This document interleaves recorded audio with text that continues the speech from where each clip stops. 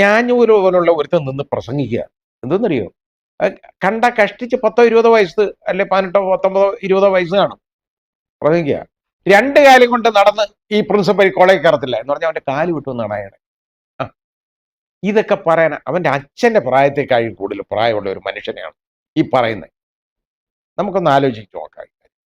ഇനി വേറെ ഇവിടുത്തെ അധ്യാപകരെ എല്ലാത്തിനെയും തല്ലിക്കൊല്ലുന്നു അവന്മാര്. എന്നിട്ട് 1 അല്ല 2 ആംബുലൻസ് കൊണ്ടുവരണമെന്ന്. ഒരേ ആംബുലൻസിനകത്ത് കയറത്തില്ല എല്ലാം കൂടെ. 2 ആംബുലൻസ് വേണ്ടി വരുമെന്ന്. ഇതാണ് ഈ വർത്തമാനം പറയുക എന്നുള്ളതാണോ ഈ വിദ്യാർത്ഥി സംസ്കാരം? ഇതാണോ SFIയുടെ സംസ്കാരം? SFIയുടെ നേതാക്കൾ ഇതിന് യഥാർത്ഥത്തിൽ മാപ്പ് പറയണം സമൂഹത്തോട്. കാരണം ഈ വിദ്യാർത്ഥി സമൂഹത്തിനെ ആകെ ആക്ഷേപിക്കുന്നതല്ലേ ഇത്, ഈ പ്രസ്ഥാനം. ഈ രീതിയിൽ ഒരു ഗുരുശിഷ്യ ബന്ധം അധ്യാപകരുമായിട്ട് ഉള്ള ആരെങ്കിലും ഇതിനെ ന്യായീകരിക്കും?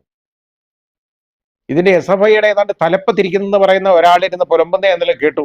ഞങ്ങൾ ഇതിന് ഖേദമൊന്നും പ്രകടിപ്പിക്കത്തില്ല. വേണ്ട, പ്രകടിപ്പിക്കണ്ട. എന്തിനെന്നറിയോ? ഈ മാർക്സിസ്റ്റ് പാർട്ടിയെ കുഴിച്ചു മൂടിയ ഉമ്മരടങ്ങുള്ളൂ. ആ രീതിയിലേക്ക് പോകും. ഒരു കാലത്ത് DYFIക്കാരായിരുന്നെങ്കിൽ ഇപ്പൊ ആ സ്ഥാനം ഇവരെ ഏറ്റെടുത്തു. പൂക്കോട് വെറ്ററിനറി കോളേജിൽ ഉണ്ടായ സംഭവം, സിദ്ധാർത്ഥന്റെ കൊലപാതകമെന്നോ ആത്മഹത്യയെന്നോ എന്തോ മരണം, സിദ്ധാർത്ഥന്റെ മരണം കൊലപാതകമാണെന്ന് പ്രൂവ് ചെയ്യപ്പെട്ടിട്ടില്ല. അതുകൊണ്ട് എനിക്കത് പറയാൻ അറിഞ്ഞില്ല. കൊലപാതകമാകാൻ ഒരുപാട് സാധ്യതയുണ്ട് എന്നേ പറയാൻ പറ്റുള്ളൂ. അവിടെ ഒരു ഇടിമുറി, 21 നമ്പർ മുറി എന്ന് പറയുന്ന ഒരു ഇടിമുറി കൊണ്ടിട്ട് ഈ കുട്ടി അങ്ങ് ശരിക്കും ഉപദ്രവിച്ചു എന്ന് പറഞ്ഞു കഴിഞ്ഞാൽ ചവിട്ടി തേച്ച് നാശമാക്കി, റെഡിയാക്കി. ഇത് വിസ്റ്റാൻഡ് ചെയ്യാനൊന്നും പറ്റത്തില്ല. 3 ദിവസം ആഹാരം കൊടുക്കാതെ അവിടെ ഇവിടെ എല്ലാം കൊണ്ട് കടന്നിട്ട് അടിച്ചു. അതെല്ലാം SFIക്കാരാണ്. യവന്മാർക്ക് ആര് ഇതിന് അധികാരം കൊടുക്കുന്നു നമ്മൾ മനസ്സിലാക്കണം. ആരുടെ അനുഗ്രഹത്തിലാണ് അതൊക്കെ ചെയ്തു പോകുന്നത്?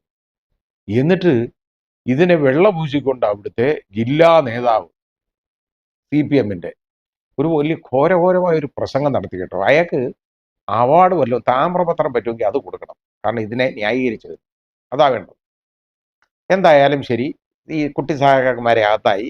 ഇപ്പൊ അവർക്ക് വേണ്ട സൗകര്യങ്ങളൊക്കെ സർക്കാർ ചെയ്തു കൊടുക്കുന്നുണ്ട്. കാരണം ഇടതുപക്ഷത്തിന്റെ അവരുടെ ബാധ്യതയാണല്ലോ അത്. അവർ ഭരിക്കുമ്പോൾ ഇവർക്ക് വേണ്ട സഹകരണങ്ങളൊക്കെ ചെയ്യണമല്ലോ. യവന്മാർക്ക് യഥാർത്ഥത്തിൽ പരീക്ഷ എഴുതാൻ പറ്റുമോ? 90 ദിവസം റിമാൻഡിൽ കിടന്നവന്മാരാണ്. അത് കഴിഞ്ഞിട്ടാണ് പിന്നെ ജാമ്യം കിട്ടുന്നത്. ഈ 90 ദിവസം കോളേജിൽ അറ്റൻഡ് ചെയ്യാതെ, അറ്റൻഡൻസ് ഇല്ലാതെ പരീക്ഷ എഴുതാൻ പറ്റത്തില്ല. പക്ഷേ അത് ഹൈക്കോടതി മൂവ് ചെയ്തു. ഇവരാരും എതിർത്തോ ഇല്ലെന്നുള്ളത് എനിക്കറിഞ്ഞൂടാ. അവരെ പരീക്ഷ എഴുതിക്കാൻ പറഞ്ഞ് പരീക്ഷ എഴുതിയെന്ന് പറയപ്പെടുന്നു. എങ്ങനെയാണെന്നുള്ളതിനെ കുറിച്ച് എനിക്കറിഞ്ഞൂടാ. അത് വളരെ വികലമായ ഒരു കാര്യമായിട്ടേ എനിക്ക് തോന്നുന്നുള്ളൂ. അത്രയോ എനിക്ക് അതിനെക്കുറിച്ച് പറയാനുള്ളൂ. കാരണം കോടതി ഉത്തരവ് ഞാൻ കണ്ടിട്ടില്ല. അതുകൊണ്ട് എനിക്ക് അതിനെക്കുറിച്ച് പറയാനറിഞ്ഞൂടാ. യൂണിവേഴ്സിറ്റിക്ക് പറയാമായിരുന്നു ഇവന്മാർക്ക് പരീക്ഷ എഴുതാൻ ഒക്കത്തില്ലെന്ന്. അവന്മാർ ജയിലിൽ കിടന്നതൊന്നും യൂണിവേഴ്സിറ്റിയുടെ കാര്യമല്ല എന്ന് അവർക്ക് പറയാമായിരുന്നു. അത് ഇനി ജയിലിൽ കിടന്ന കാലം അറ്റൻഡൻസ് ആയിട്ട് പരിഗണിക്കണം എന്നുള്ളതാണോ എന്ന് എനിക്കറിയില്ല. കൊലക്കുറ്റത്തിന് ജയിലിൽ കിടക്കുന്നതിന്, കൊലപാതകം നടത്തി ജയിലിൽ കിടക്കുന്നവന്മാർക്ക് അത് അറ്റൻഡൻസ് ആയിട്ട് പരിഗണിക്കണം എന്നുള്ളതാണോ എന്നുള്ളതിനെ കുറിച്ച് എനിക്കറിഞ്ഞൂടാ. എന്തായാലും പോയി അതൊക്കെ നടന്നു. അപ്പൊ ഇത്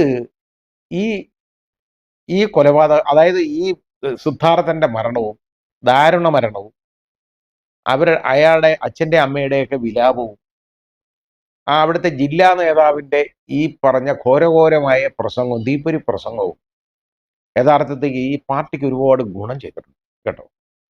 കാരണം അവരെ വലിച്ച് താഴോട്ടിടാൻ പറ്റി, അത്തരം പറ്റിയിട്ടുണ്ട്. ഇനി ഇതേപോലുള്ള കാര്യങ്ങളാണ് ഇപ്പം നടന്നുകൊണ്ടിരിക്കുന്നത്. അതാണ്ട് ഇവിടെ കൊയിലാണ്ടിയിൽ ഒരു കോളേജിൽ, സെൽഫ് ഫൈനാൻസ് കോളേജാണ്, അവിടെ അഡ്മിഷൻ 4ാം വർഷ ബിരുദ വിദ്യാർത്ഥികൾ, ഇപ്പോൾ 4 വർഷം വേണമല്ലോ ബിരുദത്തിന്, അതിനു വേണ്ടിയുള്ള അഡ്മിഷൻ വരികയാണ്. അപ്പോൾ എന്തുവാ, അവിടെ ഒരു ഹെൽപ്പ് ഡെസ്ക് വേണം. എന്തോ ഇതിൻ്റെ ഹെൽപ്പാന്ന് എനിക്ക് മനസ്സിലാവാത്ത ഒരു കാര്യമാണ്. അതിന് SFIയുടെ ഹെൽപ്പ് ഡെസ്ക് സ്ഥാപിക്കുന്നതിനെ സംബന്ധിച്ച് തർക്കം.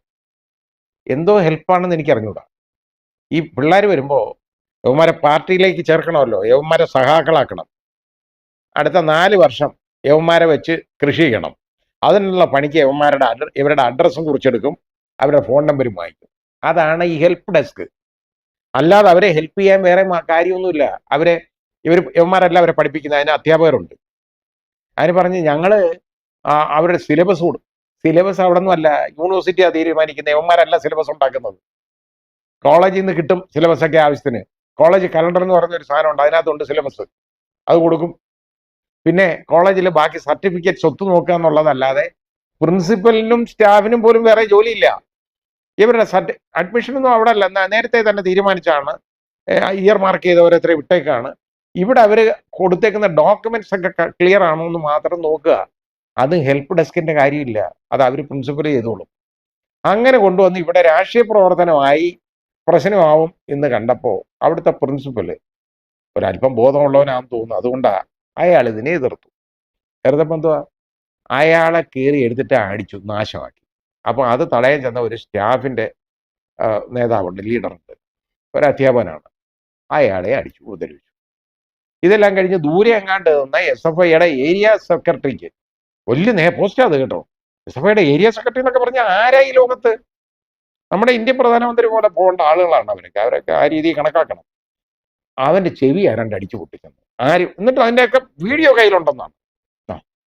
ആ വീഡിയോ എന്ന് കാണിക്കാൻ പറഞ്ഞു. ഇന്നലെ ഞാനിത് മാധ്യമത്തിൽ ഞാൻ നോക്കി, വീഡിയോ ഞാൻ ഇതിനകത്ത് ഏഷ്യാനെറ്റിനകത്ത് കണ്ട ആ വീഡിയോ ഞാൻ നോക്കി. ഒന്നും കാണാനില്ല, അവന്റെ ചെവിയിൽ ആരും അടിക്കുന്നത് കാണാനില്ല. അയാൾ ദൂരെ ചെവിയും പൊത്തിപ്പിടിച്ചുകൊണ്ട് ദൂരെ ഒരുത്തം നിൽപ്പുണ്ട്. അത് എങ്ങനെ അടിച്ചെന്ന് എനിക്കറിയില്ല. അവിടെ ഇയർ ട്രം പൊട്ടിയിട്ടുണ്ടെന്നുണ്ടെങ്കിൽ അത് പൊട്ടിയവരെ കണ്ടുപിടിച്ച് അതിന് കേസെടുക്കണം. അത് വേണ്ടെന്ന് ഞാൻ പറയുന്നില്ല. പക്ഷേ ഈ പ്രിൻസിപ്പലിനെ തല്ലിയതിന് കേസെടുക്കണ്ടേ? ഇനി ഇതല്ല ഇതിന്റെ പ്രശ്നം നമ്മൾ ആലോചിക്കേണ്ടത്. അതായത് ഒരു